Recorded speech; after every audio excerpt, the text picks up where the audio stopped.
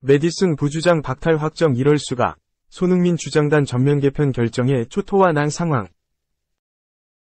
손흥민이 호감 가는 선수의 이름을 올렸다. 축구 매체 프렘프티브엘은 21일 이하 한국 시간 가장 호감이 가는 선수들로 구성한 베스트 10위를 공개했다. 포메이션은 4-3-3이었다. 손흥민, 빅터 오시멘, 부카요 사카가 3톱에 포진했고 중원은 앙투안 그리즈만, 자말 무시알라, 주드 벨링엄이 맡았다. 수비는 알폰소 데이비스, 티아고 실바, 마누엘 아칸지, 리스 제임스가 위치했고 골키퍼 장갑은 알리송 베커가 꼈다. 손흥민은 어린 시절부터 유럽에서 선수 생활을 시작했다.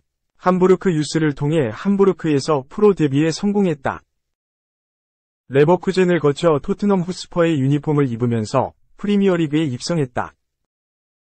손흥민은 PL 첫 시즌에는 비판적인 여론이 많았다. 터치도 부정확했고 오프 더 볼 움직임도 좋지 않았다. 하지만 손흥민은 포기하지 않았고 부족한 부분을 보완해 나갔다. 결국 PL 최고의 선수로 거듭났다. 2021에서 22시즌 PL 득점왕을 차지하기도 했다. 손흥민은 23골을 터뜨리며 모하메드 살라와 함께 PL 공동 득점왕을 수상했다. 아시아 선수 최초의 5대 리그 득점왕이라는 기록을 세운 것. 지난 시즌엔 스포츠 탈장, 안와골절 등으로 고생하며 부진을 면치 못했다. 어려운 상황 속에서도 손흥민은 리그에서 10골 6도움을 기록했다. 이번 여름 수술을 성공적으로 마쳤고 다시 일어섰다. 손흥민은 이번 시즌 최전방으로 위치를 옮겨 맹활약 중이다.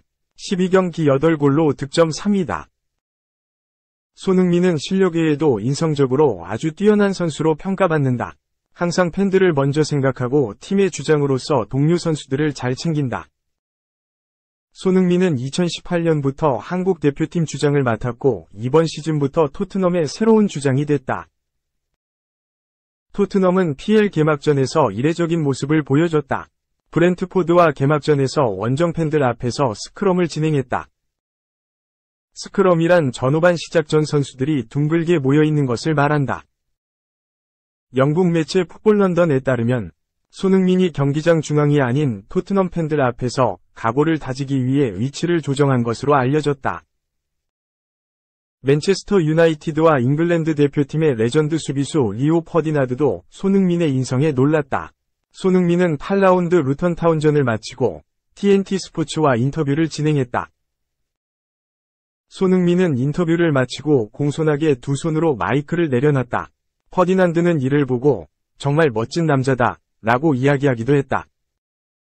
2. 선 캡틴이 극찬한 수문장. 이번 시즌 PL 선방률 76.9 2위 등급. 최고 거미소는 손흥민이 극찬한 토트넘 호스퍼 수문장의 존재감은 수치로도 확인할 수 있다. 영국 매체 90MIN은 22일 통계 사이트 푸브레프의 정보를 활용해 11월 A매치 전 프리미어리그 골키퍼 선방률을 공개했다. 이번 시즌 3경기 이상 출전한 선수만 포함했다. 토트넘 호스퍼의 수문장 굴리엘모 비카리오는 2위에 이름을 올렸다. 토트넘은 이번 시즌 개막을 앞두고 새로운 수문장을 찾았다. 휴고 요리스가 결별을 선언하면서 공백이 생겼기 때문이다. 요리스는 그동안 토트넘의 골문은 든든하게 지켜줬지만 지난 시즌부터 기량 하락으로 결정적일 때 실책이 잦았다. 토트넘의 선택은 비카리오였다. 이번 시즌 골문을 든든하게 지켜주면서 최고 영입이라는 찬사를 받는 중이다. 토트넘의 캡틴 손흥민도 비카리오의 활약에 반했는데 그의 선방이 없었다면 우리의 순위는 하락했을 것이다 고 극찬했다. 이어 비카리오는 믿을 수 없을 만큼 선방을 선보였다. 매 순간을 즐기는 중이다. 좋은 플레이를 펼치고 있다 며 활약에 박수를 보냈다. 비카리오는 이번 시즌 12경기에 출전해 15실점을 내줬고 38회의 선방을 기록했다. 선방률은 76.9%를 기록했다. 맨체스터 유나이티드에 새롭게 합류한 안드레 오나나는 3위에 이름을 올렸다. 이번 시즌 12경기 16실점, 세이브 35회, 76.7%를 기록했다. 오나나는 이번 시즌을 앞두고 다비드 데 헤아의 대체제로 메뉴의 유니폼을 입었다. 오나나는 뛰어난 선방, 빌드업 능력을 장착했다는 평가를 받았다. 인터 밀란의 직전 시즌 챔피언스리그 결승 진출에 일조했으며 27세로 아직 활용 가치가 충분하다는 판단을 내린 것이다. 하지만 오나나는 불안한 경기력을 선보이면서 아쉬움을 삼키는 중이다. 특히 해서는 안 될 실점을 험납하면서 지적을 받는 중이다. 90MIN은 오나나가 나올 거라고는 예상하지 못했죠. 라며 위외라고 언급하기도 했다. 이번 시즌 PLE 최고의 거미손은 누구일까? 리버풀의 수문장 알리송이 영광을 안았다. 알리송은 이번 시즌 12경기 15실점, 세이브 38회, 78.7%의 선방률을 자랑하는 중이다. 이외에 베른트 레노, 닉 포프, 로베르트 산체스, 다비드 라야, 호세사, 네투 등이 이름을 올렸다. 3. 전설의 아들은 레알로 향하는 중. 이미 안첼로티한테 영입 추천했어. 여러 빅클럽의 러브콜에도 불구하고 발걸음은 레알 마드리드를 향하고 있다.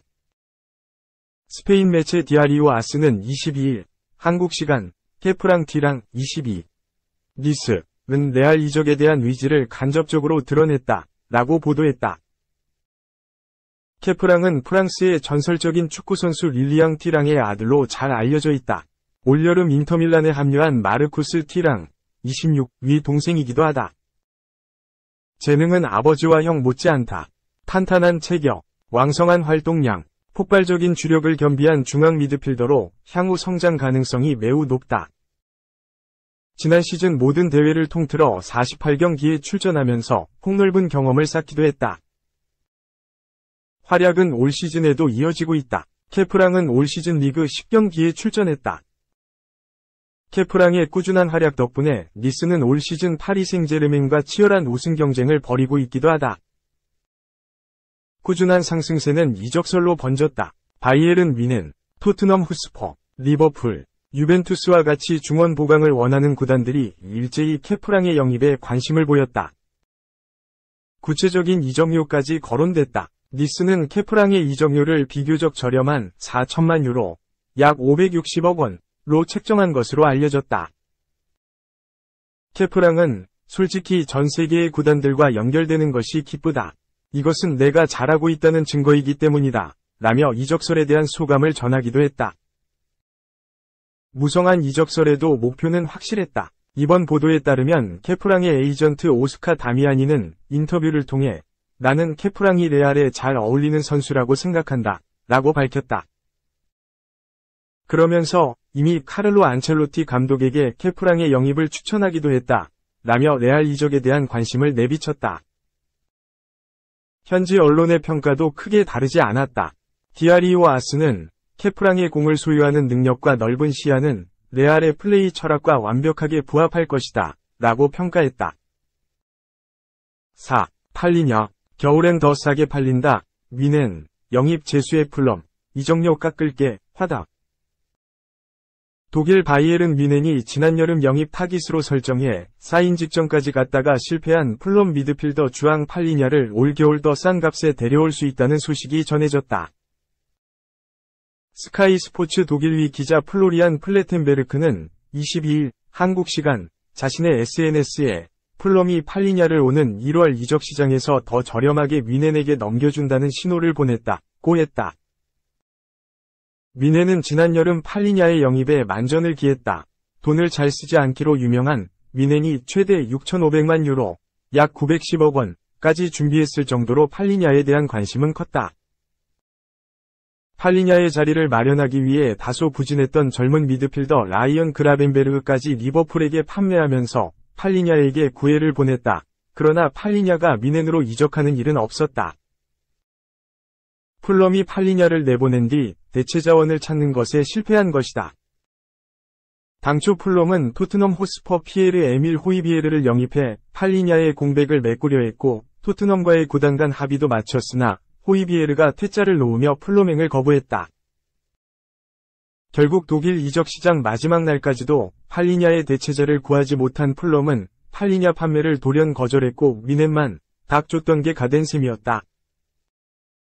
이탈리아 이적 시장 전문 소식통 파브리치오 로마노는 당시 팔리냐가 미넨서 새로운 구단의 유니폼을 입고 사진까지 촬영했으나 모두 무산됐다. 고 했다. 미넨은 리버풀에게 그라벤베르를 팔긴 했으나 원하던 미드필더를 잡지는 못하게 됐고 이는 토마스 투엘 미넨 감독의 불만도 초래했다. 투엘은 지난 9월 공식 석상에서 구단이 더 적극적으로 영입에 임해주길 바란다. 현재 우리 팀의 미드필더는 부족하다. 며 공개적으로 불만을 표시했고 이는 기존 선수단의 불만과 구단 운영진의 분노를 야기하기도 했다. 그러나 팔리냐가 독일 무대에서 뛸 수 있는 기회가 다시 찾아왔다. 풀럼이 다음 여름도 아닌 내년 1월에 팔리냐의 이적에 청신호를 보내며 미넨행을 긍정적으로 검토하겠다는 의지를 표출한 것이다. 플레텐베르크는 풀럼이 팔리냐를 지난 여름 합의했던 이적료인 6,500만 유로보다 더 싼 값에 내줄 의향이 있다. 고 전했다. 다만 풀럼이 할인해서 선수를 넘겨준다는 의지를 보였음에도 최종 이적료 협상에서 다소 난항을 겪을 수 있다는 분석도 제기됐다. 플레텐베르크는 팔리냐는 아직도 미넨의 영입 리스트에 있지만 미넨이 팔리냐를 위해 6천만 유로, 약 847억 원 이상의 돈을 지불할 계획은 없어 보인다. 고 전했다. 그는 이어 현재까지 두 구단 간 합의는 전개된 것이 없다. 며 후속 보도를 예고했다. 미넨은 지난 여름 이른바 6번으로 통용되는 수비형 미드필더를 보강하기 위해 팔리냐를 다소 급히 매입하기로 결정했다. 요주아 키미히와 레온 고레츠카만 있었기 때문에 미드필더 자리에 반드시 새로운 자원을 투입해야 했다. 미넨은 시즌이 시작한 후 수비진들과 미드필더들이 줄부상을 겪으며 골머리를 앓았다.